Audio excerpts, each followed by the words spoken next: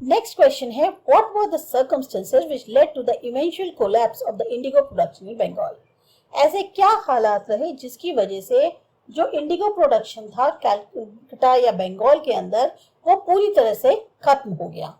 In March 1859 thousands of riots in Bengal refused to grow indigo। 1859 मार्च में हजारों की संख्या में जो रियॉट्स थे बंगाल में, उन्होंने इंडिगो उगाने से मना कर दिया। As the rebellion spread, riots refused to pay rents to the planters and attacked indigo factories armed with swords and spears, bows and arrows। अब जब एक बार बागी हो गए ये लोग, बगावत हो गई, तो जो रियॉट्स थे उन्होंने जो प्लांटर्स थे उनके किराए को भी देने से मना कर दिया, इंडिगो फैक्ट्रीज पे अटैक कर दिया और वहां पे वो जो है तलवारें, भाले, जो आपके तीर कमान है, उन सब से उन्होंने हमला कर दिया। Women turned up to fight with pots, pans and kitchen implements. Ladies थी, वो अपने घर के जो बर्तन होते हैं, पैन्स हैं, पॉट्स हैं, इन सब से लेके लड़ने पहुंच गई। Those who worked for the planters were socially boycotted and the Gomasthas, agents of the planters who came to collect the rent, were beaten up। जो लोग प्लांटर्स के लिए काम कर रहे थे, अब उनका एक तरह से बहिष्कार कर दिया गया सामाजिक तौर पे, और जो गोमस्थ थे यानी जो एजेंट थे प्लांटर्स के, जो रेंट कलेक्ट करने आते थे, उनकी पिटाई कर दी गई। रियॉट्स were swore that they would no longer take advances to sow indigo, nor he bullied by the planters lathiyas, the lathi wielding strongmen maintained by the planters। जो रियॉट से उन्होंने जो है एक तरह से कसम खा ली कि अब ना तो वो इंडिगो उगाने के लिए एडवांस लेंगे और ना वो जो उनके लठियाल आते हैं प्लांटर्स के, यानी कि जो लठ वाले लोग आते हैं, स्ट्रॉन्ग मैन होते हैं जो कि प्लांटर्स मेंटेन करते हैं, उनके द्वारा वो डरेंगे भी नहीं। In 1859, the Indigo Riots felt that they had the support of the local zamindar and village headmen in their rebellion against the planters। 1859 में जो इंडिगो के रियॉट्स थे, उनको जो है ऐसा लगा कि जैसे उनके पास अभी एक तरह से जो वहाँ के लोकल जमींदार हैं या जो गांव के सरपंच हैं, इस बगावत में प्लांटर्स के खिलाफ वो भी उनका साथ दे रहे हैं। In many villages, headmen who had been forced to sign indigo contracts mobilized the indigo peasants and fought pitched battles with the lathiyas। कई गांव में जो सरपंच थे, उन्होंने जिनको मजबूर किया गया कि इंडिगो कॉन्ट्रैक्ट साइन करो, उन्होंने भी जो है इन इंडिगो पीजेंट्स की मदद करी और एक तरह से लठियाल्स के जो है साथ में एक तरह से लड़ाई हो गई। In other places, even the zamindars went around villages urging the riots to resist the planters। कुछ और जगहों पे जो जमींदार थे वो खुद गांव-गांव जाके रियॉट से बोल रहे थे कि भाई प्लांटर्स का काम मत करो।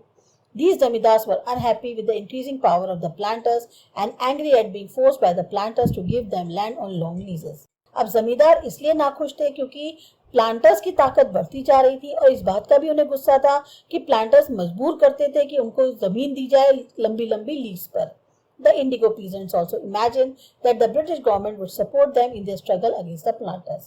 अब इंडिगो के जो पीजेंट्स थे, उनको ये उम्मीद थी कि ब्रिटिश गवर्नमेंट जो है वो उनका साथ देगी इस स्ट्रगल में प्लांटर्स के खिलाफ। After the revolt of 1857, the British government was particularly worried about the possibility of another popular rebellion। अभी एक रिवोल्ट ऑफ 1857 हो ही चुका था, ब्रिटिश गवर्नमेंट जो है इसी बात को लेकर बहुत ज्यादा चिंतित थी कि कहीं एक और जो है आंदोलन ना खड़ा हो जाए। When the news spread of the simmering revolt in the Indigo districts, the Lieutenant Governor toured the region in the winter of 1859। अब जब ये खबर फैली कि इंडिगो डिस्ट्रिक्ट्स में जो है बलवा एक तरह से शुरू हो रहा है, वहाँ बगावत हो रही है, तो जो लेफ्टिनेंट गवर्नर थे उन्होंने उस इलाके का दौरा किया विंटर्स में 1859 के। The riots saw the tour as a sign of government sympathy for their plight। अब जो रियॉट से उनको ऐसा लगा कि गवर्नमेंट जो है वो यहाँ पर आई है, तो इसका मतलब उनकी दुख तकलीफ के प्रति उसको सहानुभूति है। When in Barasat, the magistrate Ashley Eden issued a notice stating that the riots would not be compelled to accept indigo contracts, word went around that Queen Victoria had declared that indigo need not to be sown। Barasat जो था, वहां पे magistrate Ashley Aiden जो है, उनको एक notice जो है एक इशू हुआ जिसमें यह बताया गया था कि जो रियॉट्स हैं उनको कंपेल नहीं किया जाएगा, फोर्स नहीं किया जाएगा कि वो एक्सेप्ट करें इंडिगो कॉन्ट्रैक्ट्स। और ये बात जो है क्वीन विक्टोरिया ने जो है एक तरह से डिक्लेयर करी कि इंडिगो जो है उसे उगाने की जरूरत नहीं है।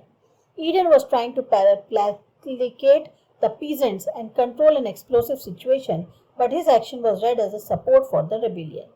अब ईडन जो है एक तरह से पीजेंट्स के भी साथ थे, एक तरह से उनको भी संतावना टाइप की दे रहे थे, उनको भी काम डाउन करने की कोशिश कर रहे थे। जो एक बहुत ज्यादा बगावत हो सकती थी, एक ऐसी कंडीशन खड़ी हो जाती, उसको कंट्रोल करने की कोशिश कर रहे थे। लेकिन उनके एक्शन को ऐसा लगा जैसे मानो कि वो उन बगावती लोग जो हैं उनकी मदद कर रहे हैं। As the rebellion spread, intellectuals from Calcutta rush to the indigo district. अब जैसे ही ये बगावत फैली, जो बुद्धिजीवी थे कैलकाटा के, वो फौरन जो है इंडिगो डिस्ट्रिक्ट्स में पहुंच गए। They wrote of the misery of the riots, the tyranny of the planters and the horrors of the indigo system. अब वहाँ उन्होंने जो भी देखा कि किस तरीके से राइट्स जो है वो दुखी हैं, वहाँ पर किस तरह से जो प्लांटर्स हैं उनकी कितनी ज़्यादा एक तरह से क्रूरता झलक रही है और कितना ज़्यादा भयावह है इंडिगो सिस्टम, वो उसके बारे में लिखा। Worried by the rebellion, the government brought in the military to protect the planters from assault and set up the Indigo Commission to inquire into the system of indigo production. अब इन सब से जो है एकदम से चिंतित होकर गवर्नमेंट ने जो है मिलिट्री बुला ली ताकि प्लांटर्स को जो है मरने से बचाया जा सके, कोई मार न दे उन्हें। और साथ ही साथ उन्होंने एक इंडिगो कमीशन सेटअप करी ताकि ये जो सिस्टम है इंडिगो प्रोडक्शन का, इसके बारे में इंक्वायरी करी जा सके। The commission held the planters guilty and criticized them for the coercive method they used with indigo cultivators. Commission जो थी उसने पाया कि हाँ प्लांटर्स की गलती थी और उनकी आलोचना भी हुई इस चीज को लेके किस तरीके के वो मेथड अपना रहे थे इंडिगो कल्टीवेटर्स के साथ। It declared that indigo production was not profitable for ryots, और ये बात डिक्लेयर करी गई कि हाँ इंडिगो प्रोडक्शन जो है रियॉट्स के लिए कोई भी फायदेमंद नहीं है। The commission asked the riots to fulfill their existing contracts and also told them that they could refuse to produce indigo in future. और कमीशन ने बोला रियॉट से कि जो तुम्हारे अभी कॉन्ट्रैक्ट्स हैं उनको पूरा कर दो और आगे चाहो तो तुम इंडिगो को प्रोड्यूस करना है, नहीं करना है, इसके लिए मना भी कर सकते हो फ्यूचर में। Find out more about the Champaran movement and Mahatma Gandhi role in it. अब आपको बताना है चंपारण मूवमेंट के बारे में और महात्मा गांधी का क्या रोल था। When Mahatma Gandhi returned from South Africa, a peasant from Bihar persuaded him to visit Champaran.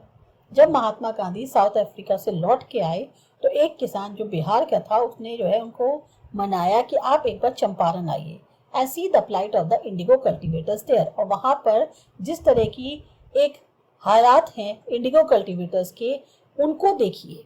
Mahatma Gandhi's visit in 1970 marked the beginning of the Champaran movement against the indigo planters. और महात्मा गांधी की ये जो visit हुई 1917 में, वहीं से Champaran movement की शुरुआत हुई इंडिगो प्लांटर्स के खिलाफ।